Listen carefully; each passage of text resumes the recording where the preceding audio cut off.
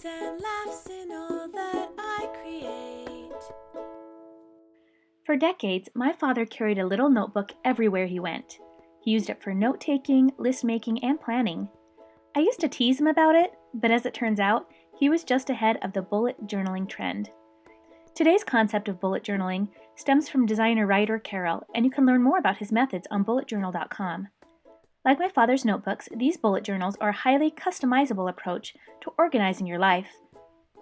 You can use a bullet journal for scheduling and prioritizing, to-do lists, tracking habits, and making goals.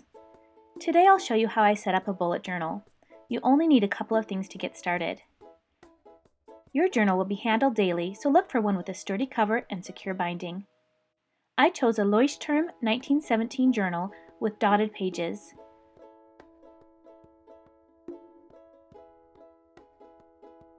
You'll also need some good pens.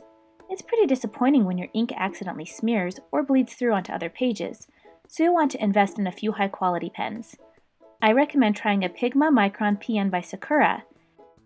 These pens feature the Pigma ink I trust, paired with a new, durable plastic nib that's great for everyday writing. They come in several colors, but I'm sticking with black and pink for most of my journal. Now we're ready to set up our journal. This particular bullet journal has a spot to write your name and address in the front.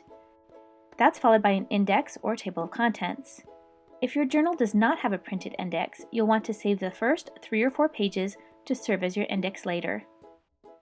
First, I'm going to create a key page. The key page is a list of symbols or signifiers that you use when scheduling. This is sometimes referred to as rapid logging.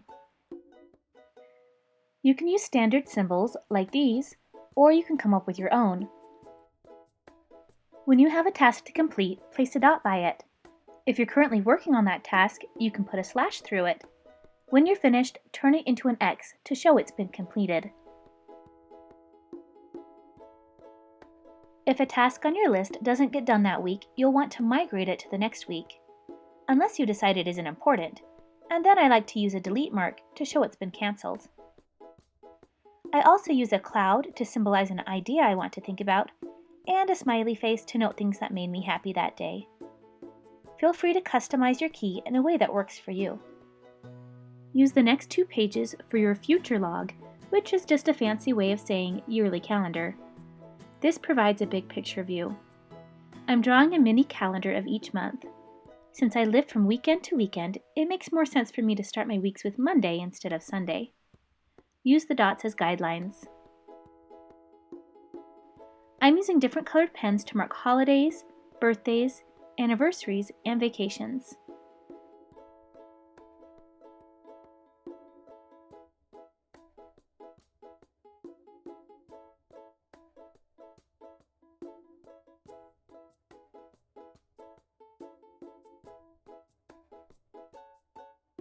I'm also writing a list that references each marked date.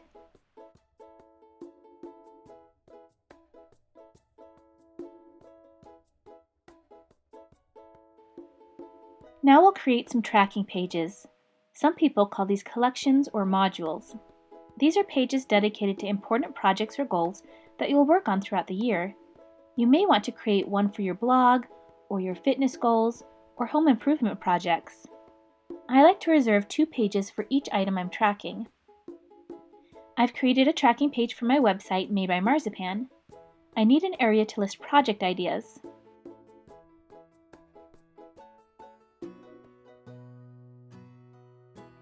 I recently finished this weighted blanket tutorial, so I can turn that dot into an X. I'm in the process of filming this journaling tutorial, so it gets a slash to show it's in progress. I'm also adding a section for goals, large tasks that I'd like to complete throughout the year. Continue adding tracking pages as needed.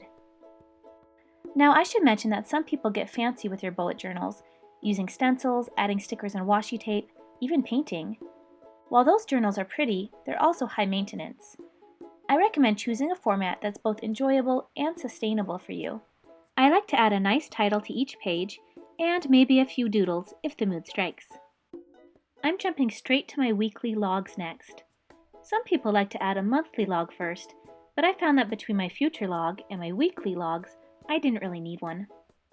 The weekly log is where I write my daily to-do lists. I'm dividing the page into 7 equal rows. It's helpful to count the dots when doing this.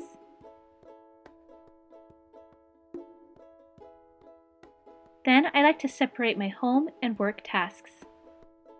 On the opposite page, I'm including a little calendar that highlights the current week. There are also some things I need to do whenever I find the time. So I'm going to add a little don't forget box for those miscellaneous items. If I find a place to squeeze one of these tasks into my schedule, I change the to-do symbol into the migrate symbol and move the task to the correct day. Any tasks I don't complete this week will be migrated to the following week or cancelled. I'm also adding a shopping list and menu. However, you may want to use this space to track your exercise, sleeping, or spending habits. Now we can go back and create our index or table of contents. Remember that your bullet journal should be flexible enough to work around your life. It's okay to add other tracking pages in the middle of the book or to change the format of your weekly logs. I hope you enjoyed seeing how I set up my bullet journal. But remember, a bullet journal is meant to work around your life, not complicate it. So if an aspect of your journal isn't quite working for you, change it up. Make it your own and it will become a valuable tool for organizing your life. To learn more about the Pigma Micron PN pens I used, visit my sponsor, sakuraofamerica.com. For hundreds more tutorials, visit my website, madebymarzipan.com. Try this at home.